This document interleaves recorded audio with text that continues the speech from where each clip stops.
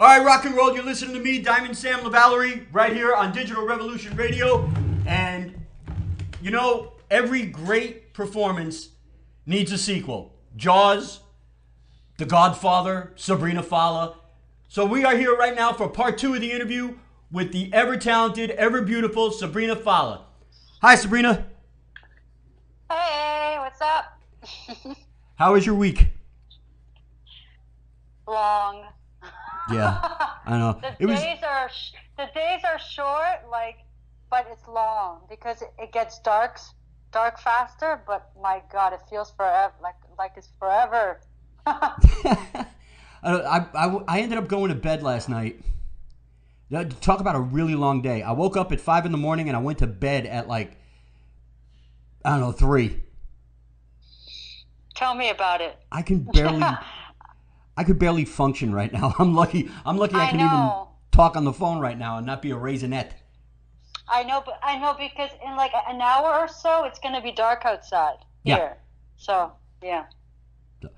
Well, once again, just like last time, we are joined by your number one fan, my daughter Thea.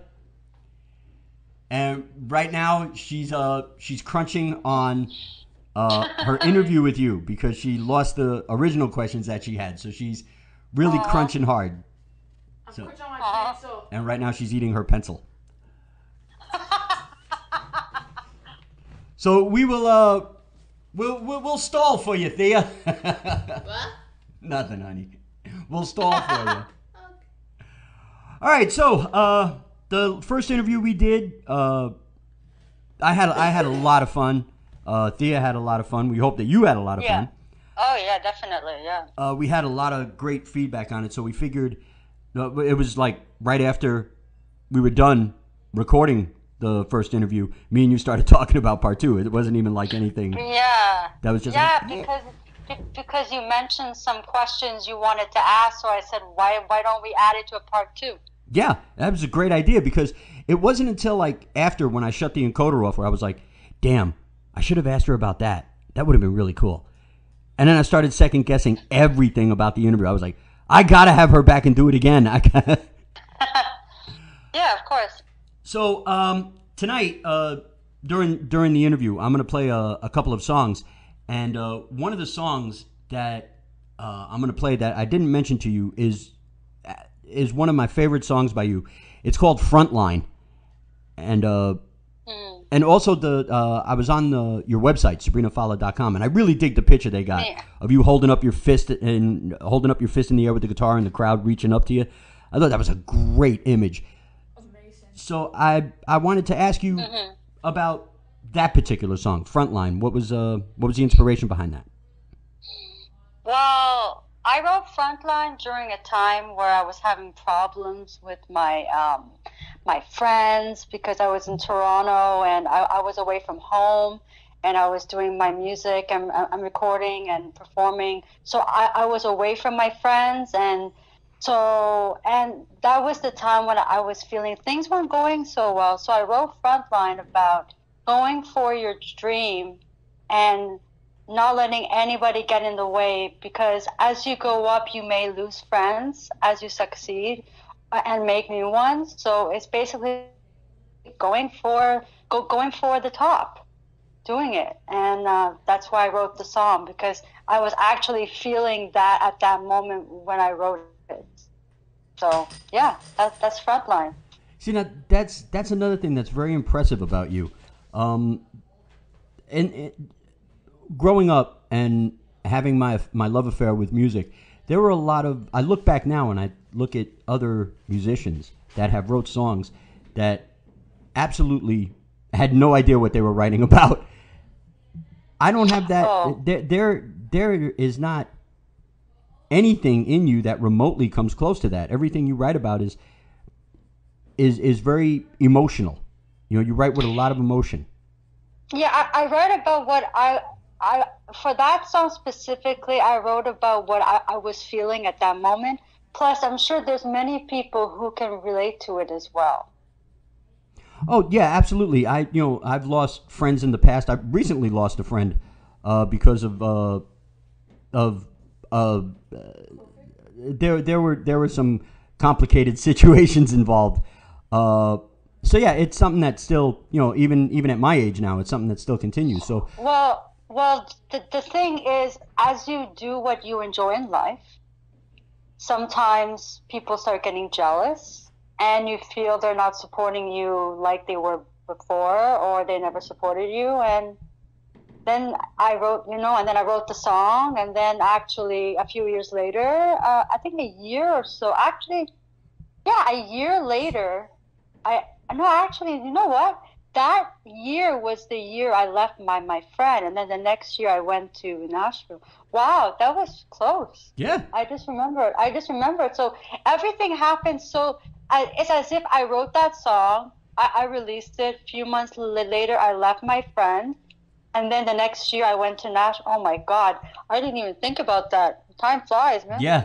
That's But another. it's so close together. But I'm okay. Like, sometimes you have to make a decision for yourself, and if you don't feel that there's a good vibe around you and things are holding you back, you have to get rid of it. It's not like I didn't like them. It's I didn't feel that they were supporting me enough. They didn't fit in the plan. And things happen. It's life. Yeah. And then I make a ton of new ones, new friends, and then life gets better. that is such a beautiful way to look at it. Yeah. Now, before you were mentioning on how fast time flew for you. Could you tell me about how you were discovered? LinkedIn. Really? Yeah. 2018. I don't remember the month because it was a shock, but I remember it was 10:30 at night, and after a year, I didn't even look at LinkedIn. I'm like, you know what? I'm just gonna check my email, check it, see if I got anything. I'm so lucky. I checked it that night because I got an email from someone saying that they want to help me, and then they were talking to me for a while, and then they suggested I contact Dance Plant Records in Montreal, 2 hours from me, to work with them. And I contacted the label a few months later, January 2019, they signed me. So yeah, LinkedIn was the site that got me discovered. Now how the guy found me, no clue. Wow. that comes close to like finding a pot of gold on the street. Yeah, it's because a lot of people who get discovered always say, how did they find me? Well, I guess if you do a lot of marketing and promotion online, your name goes around, and maybe he was searching something and my name popped. Like it could have been that minute that my name popped up. Like things just happen, like you never know. Well, I'm gonna give you the credit for the music that you perform and write. It's infectious. Once you hear it, it to me anyway, it doesn't let you go. The first time I heard the first song I heard from you was Paradise. Paradise, and it stayed with me for a while. Now the song Paradise, as you mentioned last week, was about depression. Yeah. And I mean, I don't suffer from depression, but I was in a dark place in my life at the time I heard that song, and I could identify with it because I thought I had paradise and I didn't. So I identified with the song immediately, and it stuck with me. And then after that, I heard "Kiss Is a Killer," and I was sold. And then my daughter was just totally Sabrina Fallah crazy. Well, I think the reason you got stuck to it is because I write about real things that happen in life. Yeah. And that people go through. And then I like to help people to know that they're not alone. So you obviously felt it because you went through something similar to what the song was talking about. Yeah, absolutely. That got you to feel it. So, yeah. A few people have told me that my Paradise song has helped them actually. Mm-hmm. Yeah, absolutely. To get stronger and not to give up. Like, I know it's about depression, but it also helps you not to give up on yourself in life too. If you think of the song in a different way, I'm also saying don't let go of yourself. Try to be strong. Right. But it's tough. But work harder. Try it. And then eventually you will get it. But it takes a lot of energy. But in life, you just have to be nice to yourself, and everything will be good in the end. Spoken like the true professional that you are. That was great. Now, when we got done with the interview last week, me and you were talking on the phone for a bit, and I mentioned to you a question that I really, really wanted to ask you.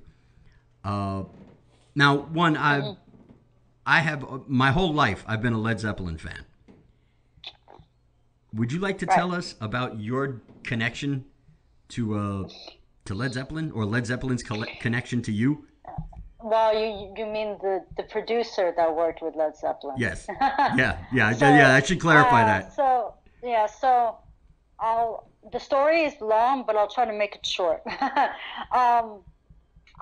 When I was in college in 2010, I was in the pre-music production program. So we had a producer's class where the producer would either come in or go on Skype or call in to the class. And Stuart Epps was on Skype one day with us. But I was in the front, and I used to be extremely shy when I was younger. So I used to have my hoodie up, and I would hide in the corner. And I didn't know the webcam was facing me. The camera was facing me. So when Stuart was asking the class, like, who plays guitar, I raised my hand. Who sings, I raised my hand. Who writes, I raised my hand. I raised my hand for every single thing he was asking. And there's like 40 people in that class, right? Because it's a college class, right? Yeah. And out of the blue, he says to my teacher, Lou, who is that girl with the hoodie in the front? I want to talk to her. Because I raised my hand for everything. I didn't like he was probably noticing that I did. I don't know. He just picked on me. And then and then I'm like, Lou, it's me. I'm the little girl, And then I said, okay, so yeah. And then he's like, I have some questions to ask you. I'm like, okay. He's like, do you follow the proper songwriting structure? I'm like, oh, like A, B, A, B, C, A, B, A, B, or whatever. He's like, yeah. I'm like, well, not really. Because at that time when I was writing, I was just writing for fun, and I wasn't following a technique. Yeah. And then he kept on talking and talking, and then he asked me if I had a demo. Wow. In class. And then I'm like, yeah, I have some songs. Why, you want to hear it? Yeah, I actually want to hear it. And then he says to my teacher, Lou, please give her my email after class. I'm like, oh my God. And everybody's looking at me like, what the? And then Lou said, see what I told you guys? Anything can happen at any moment. So after class, I get the email, and I run out to my dad saying, I think I just got an opportunity with Stuart Adams. And I'm like, what, 20-something years old? I'm like running to the car. Oh my Lord. But back then I was embarrassed because I'm like in front of 40 people. I was like so shy and everything, but nobody said anything to me. I think they were just shocked by why he chose me, and I still don't know why he chose me. He never told me why. But then then the next year after I finished college, I went to England and we recorded, and it was fantastic. But oh my goodness, that's how I got to Stuart Epps, and that's how I knew about Elton John and Twisted Sister and Led Zeppelin, and I actually sang on the mic that they sang on, and oh man, yeah, yeah. You're lucky. Thea just shouted out, "You're lucky." I know. I didn't meet them, but I felt their soul in the room.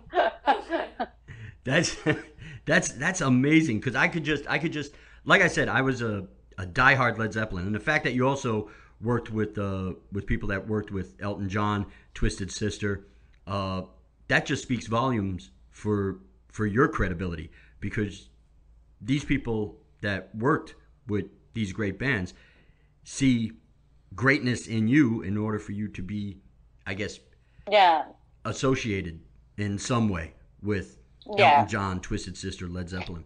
Now, we mentioned last week that you also worked with the drummer from Kelly Clarkson. Yes.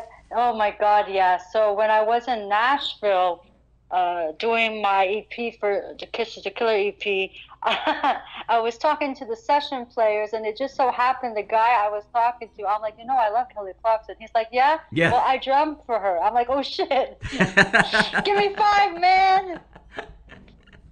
Yeah, so I actually got some. Well, my drums were harder than Kelly Clarkson because she's a poppy singer. Yeah. Pop rocker. I wanted more heavy drums, but I got the Kelly Clarkson drummer on my album, so I got some Kelly Clarkson feel, I'm sure, there somewhere, but yeah. But for every sound you want, the drummer will play differently for that style. So yes. I got Kelly Clarkson's drummer on my record, but he played it the way I wanted it, but I still got her drummer, and that's cool. Who knows? Maybe I could have met her. I don't know. But the whole thing about this is I was in the studio where Dolly Parton is always there. So every day I was walking in, I'm like, is Dolly Parton here? He's like, no, not today. I'm like, because Kent Wells, who I worked with, is Dolly Parton's bandmate and producer. But he kept on telling me, everywhere you're walking and that mic you're singing on, Dolly Parton was there. I'm like, really? That's pretty impressive, because Dolly Parton, I mean, I'm not a big country music fan, but either way you look at it, she's a legend. Good. I'm not a big country fan either, but it's Dolly Parton. Yeah. And actually, Kent asked me, is there any questions you want to know about Dolly? I said, sure. One thing, is she as nice as she is on TV off stage? And then he's like, oh yeah, she is so nice. I'm like, I thought so. Because sometimes I can tell if an artist is good off and on, like in front of the camera or off camera. Right. She looks as if she's sweet all the time. I remember, like I said, I wasn't a big country music fan, but I do remember when I was younger, I was a Burt Reynolds fan, and I remember seeing a movie with her and Burt Reynolds. I couldn't remember the name of it. Oh, okay. I think I know which movie, but I can't remember. Yeah, I can't remember the name of the movie. And then I saw her in 9 to 5 with Jane Fonda and Lily Tomlin. 9 to 5. Yeah, okay. And even though I wasn't a big country music fan, I had a little minor crush on Dolly Parton. Just like every boy. Jolene. Yeah. The girl that tried to take her man. Yeah. Now, I would like to talk about your first performance. My very first performance. I remember it. Well, do you want the first performance like I did in a competition, or the first performance I did as my first gig I ever did in front of a crowd for like my own show? Oh, this would be a beautiful segue. Let's talk about your first performance in a competition, and then we'll play Frontline, and then we'll after Frontline we'll talk about your first gig, your first professional performance. Perfect. Okay, so tell me about your first competition. Okay, I don't remember the year, but I remember I was 14. And I went to this vocal school, and they had this thing you can sign up for a competition. Okay. So I signed up, and I decided to sing One Day by Simple Plan. And to this day, every time I sing that song, I'm like, thank you, Simple Plan. So yeah, I went up on stage, and I sang, and They were checking off the performance, I guess, or what I did right or what I did wrong or whatever. I got 80 and I passed and I won the contest. But the thing about it is before I got on that stage, I was crying for 2 hours. Oh, I was nervous. But I got on stage and I did it and I won. And that was when I told myself, I like this. I'm going to do it. I'm going to go and pursue this. I really enjoy it. But I had to go through a lot to build up confidence because I was shy. Right. And my head was always down, not up. So I had to get the confidence. But now I'm a lot better. But sometimes if I'm really shy, I do still put my head down. But I think that's just a thing that people do if they're a bit uncomfortable in the situation. Yeah, because I do that. Yeah. I always do that. So and Thea is yeah, you were right what you said last week, that Thea reminds you so much of yourself, because that's Thea. Thea walks around with her head down. If there's more than 2 people in the room, Thea's head goes right into her chest. I used to do that. Now I'm like talking and say, why aren't you talking? I'm the opposite now. All right, so... But sometimes I don't want to be talked to, so I put my head down for like just so you know, it's my excuse of don't talk to me. There's ways to use it too. All right, so with that being said, rock and roll, here is Frontline by Sabrina Fallah.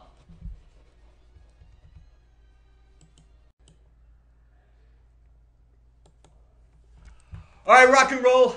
That was Frontline by... How come this ain't... Oh, there it is. Okay. All right, it is working. That was Frontline by Sabrina Fallah. And before the interview, we played Didn't Last, which was another great song by Sabrina Fallah. And we're back. We were just talking about your first time on stage in a competition. Yeah. How's about telling us about the first time you played as a professional musician? First time I played as a professional musician. For some reason, my mind is telling me it was 2010. And I did my very first charity event for the SPCA. And it was to save the dogs, from what I remember. Save the dogs from cruelty and loneliness, like don't hurt the animals, Right. Don't hurt the animals. And I actually sang a Green Day song. I'm trying to remember which one it was. Oh yeah, 21 Guns. I sang that one. Okay. Because I remember it, like that. I remember that's the song I sang, and the audience really, really liked it when I sang it. I got a lot of good reaction. But yeah, that was my very first performance. I had to get in the car, drive to a different city, and perform on stage, and I enjoyed it. So that was my very first kind of like a touring, because I had to drive 5 hours to get there, 5-6 hours to get there. But the best thing about it is I was saving the dogs. Why not? Yeah. And yeah, so yeah, and yeah. That's pretty that awesome. That was I think the first one that got me off my, like, got me to move forward in my career, because I had to do that first step, and then more and more came after that. But that was the very first one I did. What's your most memorable moment on stage? The one when I fall or trip over my cord. Oh man, that's terrible. Okay, most memorable would have to be 2013 May. So May 2013, Ottawa Tulip Festival. I'm on stage. I'm announcing. Hey, there were little young kids in the front watching me. And I before I spoke on the mic, I just leaned down and said, "Do you want me to play a One Direction song for you?" and then I said, "All right, guys, they want One Direction. I want One Direction. Let's do this." I used to be a huge fan of One Direction. Okay. So I'm not afraid to admit it, but they're not a band anymore. But back in the day, they were awesome. I don't remember the song that I sang, but my God, they were dancing. And then after that, after my show at the festival, I don't know how they got on stage. Oh, man. I'm turning around, all the kids are lining up behind me. I'm like, are you guys even allowed here? They let us up. And then I said, and then she's like, I want your CD. Oh, man, that is awesome. So I actually have a picture online that shows all the kids and their parents. I think their parents or just the kids holding the CD next to me after my gig. Took a picture, and I'm like, wow. Because normally they don't let you on the stage. Yeah. But I guess that day they said, go up. I'm like, wow. But yeah, that was a very good time, and that was when I was starting to do festivals in 2013. So yeah, wow, time flies. That is an amazing and I remember story. that. Yeah. Now, you got to send me that picture. I remember that. Yeah, it's on Facebook. Yeah, I'll show it to you. I want to see that picture. That picture just sounds great. Yeah. All right, so now let's talk about the scariest moment you had on stage. Well, normally I put the guitar cord in the front when I'm strumming, but Okay. that night I put it behind me. And I was wearing heels, so when I backed up, I tripped on my guitar cord, and I fell back. And the funny thing is, I'm like, I'm okay, guys. Let's continue. And I'm laughing. Because the best thing about being on stage is when something goes wrong, I laugh so people don't think like anything serious. Because Right. I don't want to spoil the whole fun of it. Yeah. I literally shouldn't have done that, but since that day I never wore heels again because but I don't know why it was behind me. I always put it in front of me so I don't trip, but my God, I don't know how it got behind me. It must have been a longer cord, but it's okay. And I actually fell back when I was just strumming, so I wasn't singing. So at least it wasn't me singing and falling back. Oh man, that would have been terrible. Then that would have been even worse. But these things happen. Another, I can talk about a very bad time when the sound, not mentioning the name or the venue, but when I was singing and going high in my vocals, the sound guy reduced my mic. And What? I literally, I had to back away from the mic because he was turning the mic down. I literally told him after the show, when a singer goes high in their voice, you raise the mic. You don't reduce it because I'm backing away from the mic. He didn't have to touch my microphone. I was so pissed. Yeah. But because if that could have strained my voice. I was lucky that I moved back fast so I didn't hurt myself. Because the mic is supposed to be leveled that you move back away from. And then the sound guy should not touch it. Absolutely. I can sing with any kind of mic at any level, just do not touch it. If I tell you to raise it, raise it. Do not go down. It's fine. And the mic should always be a little louder than the guitar so people can hear the voice. Mm-hmm. But he was pulling me up and down, up and down. I'm like, oh Jesus, this guy's gonna kill me. So I just stood back from the mic because that was an open mic too. That wasn't even a gig. That was Wow. an open mic. But ever since that night, I never went back there again because they got a new sound guy after the old one left, and I said, damn, now this is not good. This is not good for me. So. No, definitely. In that position, you have to think of yourself. Other than that, I have gone over time by accident on my set. I got pulled off. That was funny. Yeah, you were mentioning that last time. Yeah, that was funny. But other than that, overall, my experience on stage has been very good.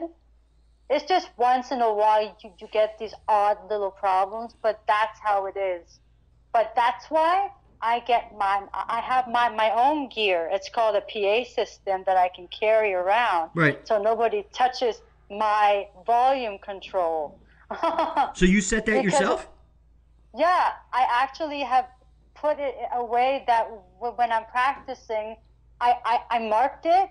So I know here's the guitar, here's the mic, and for when I practice at home, it's different than when I'm in public, because outside is different. Right. But yeah, I used to carry it a lot when I could perform, and it was very good. It's heavy, but you just face it towards you and just control the thing and plug it into the speakers they have at the outside venue or wherever, and it goes out and everybody can hear you. And the best thing about it is nobody's touching your equipment. Yeah, you're in complete control of it. Yeah. Yeah, that's sometimes since that day the guy did that to my mic, I have been told you've got to go tell these people what you want, and I do, but sometimes they just don't listen. Yeah. They want things their way. Well, excuse me, I have a voice that I don't want to lose. No, I would have been. I have a reputation of when I'm doing a show, and if I feel that someone's screwing with my show, I on air I'm very professional. I'll keep it very level. But when I get off air, I usually pop a gasket and let them know, hey, look, you're not going to do that to me again. You know, yeah. And the best thing is the mic should be louder.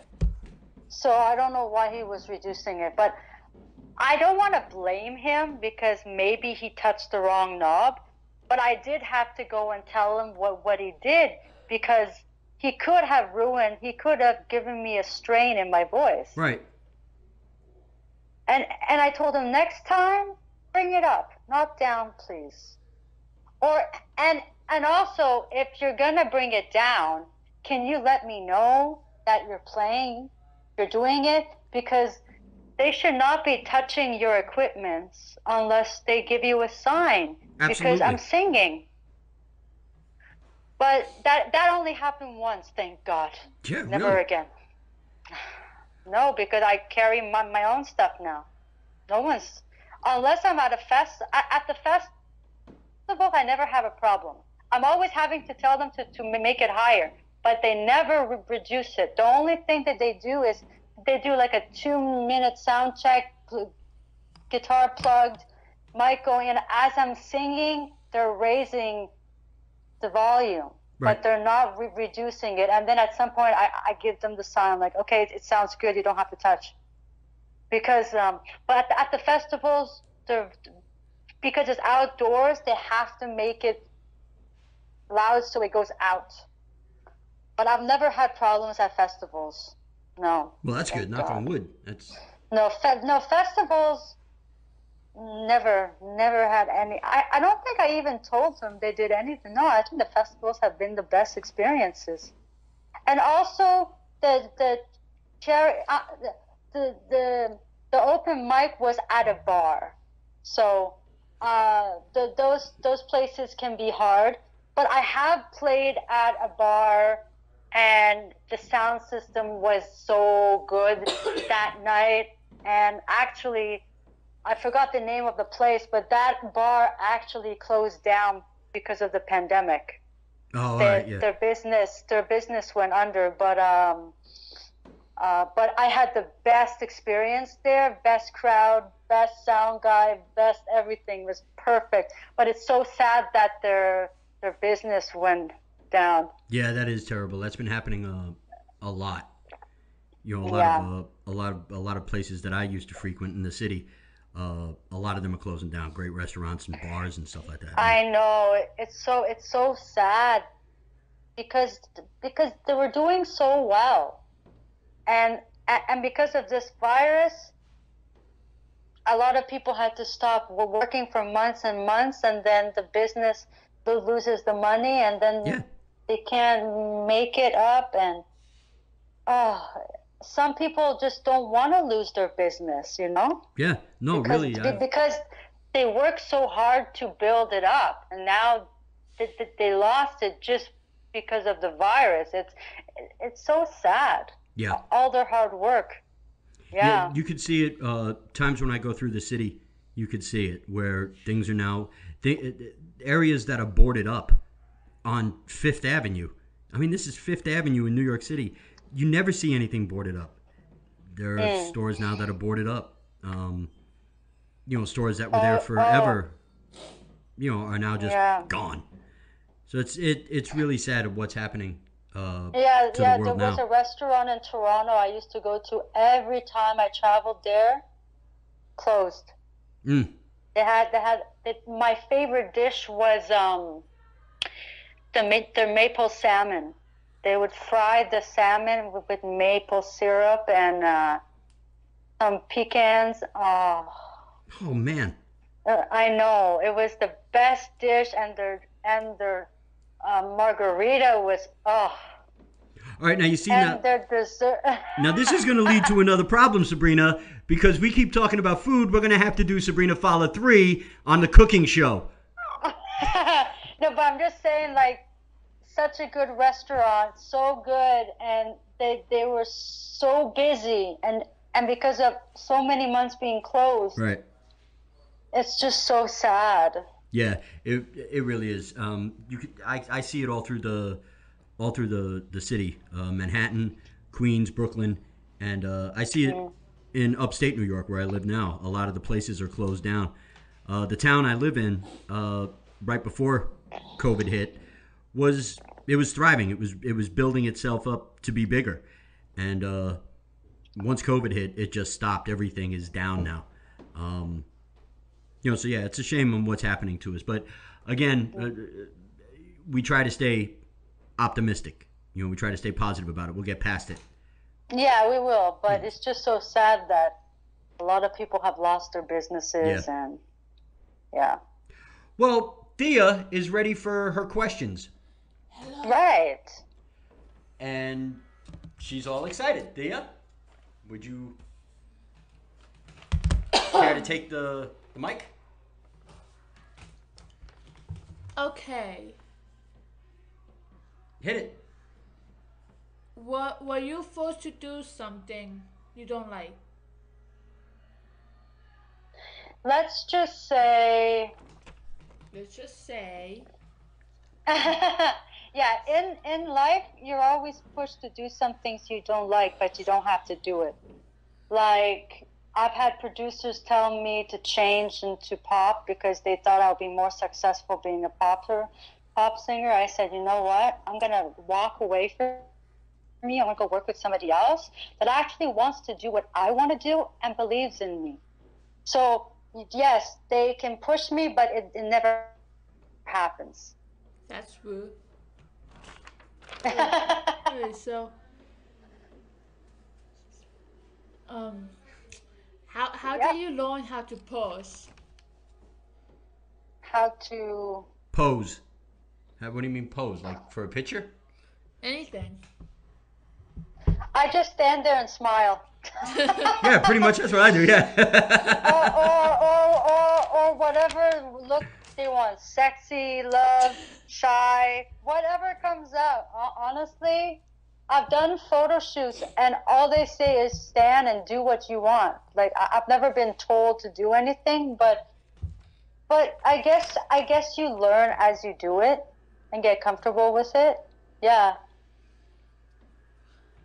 Have anyone made stories about you? Made up stories about me? Yes.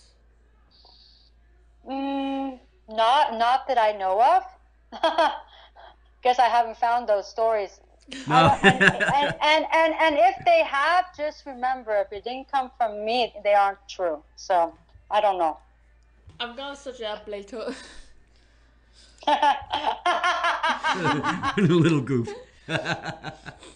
What got you into music? Passion, the love for it. What really got me into it was being able to go on stage and then getting through the fear of performing, and then building up confidence to wanting to do it. And then my beautiful Green Day came into my life and helped me to discover that I wanted to do rock. So I thank them for it. So everything just came together, a lot of work, and I'm still working. I'm still doing stuff, but I still feel I am 14, still trying to figure out what I want. Sometimes I go back into my 14-year-old self. Now that you won the contest, what should I do? and that's what I did. I had to learn guitar. I had to learn how to write more songs, to learn covers. I had to do things fast to get on performing, because time goes fast, and you want to go. Do it, do. Right. Yeah, I can't believe how time has gone so fast. My God. Yeah, I'm faced with that dilemma at my age Sometimes now. I think I back. sit in my room still thinking I'm 12 years old, trying to think about what I want to do. Yeah, I still do that. Yeah. I think everybody does it. Yeah, I think yesterday I was just sitting in my room going, what do I want to be when I grow up? Yeah, because even if we do something, it's like, what else could I have done? You know? You never know. Who inspired you? Green Day? Great. I was just about to say that. Yes, Green Day. Okay. Their music, their sound, the people that they are, their love for music, the way their attitude and not caring what people say, and they do it. Like, they're very like, if you don't like us, we don't care. Okay, we're still making music. Like that's how they are. That's definitely a great attitude to have. Mm-hmm. Okay. Were you a good kid when you were were you a good kid at school? I was the kid the teachers wanted the most. My teachers would tell my parents, if my whole class were like Sabrina, the day would be better. I was quiet, I was shy, I listened. I was the good kid in class. Yeah. I try to be a good kid, but sometimes I get angry very easily. Me too. Don't worry. That happens. Especially Because you get tired of things. Yeah. Were you bullied at school? Yes. Very much. But knowing about the bullies, I think they were just jealous and they were just mean and not happy with themselves. But yes, I have been bullied. But I live life and I'm okay. I don't let that past affect me now. But I was. That's good, because I might have the past affect me in the future. Alright, where did you grow up? I grew up in Ottawa, Ontario, Canada. And I'm still here. Pardon? Ontario, Canada. That's It is the west side. The west side. It's the west side of Canada. I don't know anything about Canada. I know that we're closer to Montreal than we are Ottawa. I know, but I'm just saying, if you look at the map, I'll be on the west side of it. Right. So, yeah. Good thing. I'm done with the questions, so I'm gonna go now. She is such a geek. Well, thank you for the questions. Very good, sweetheart. Alright, have a good day. I think she's busy. I think we're being brushed off. I think she has a kid thing to do. What thing? Oh. The only thing I mostly do is just listen to music and eat crackers. That's her plan. She's going upstairs to listen to music and eat crackers. It's good because I have my I had Ritz crackers right today here. too, so we are definitely alike.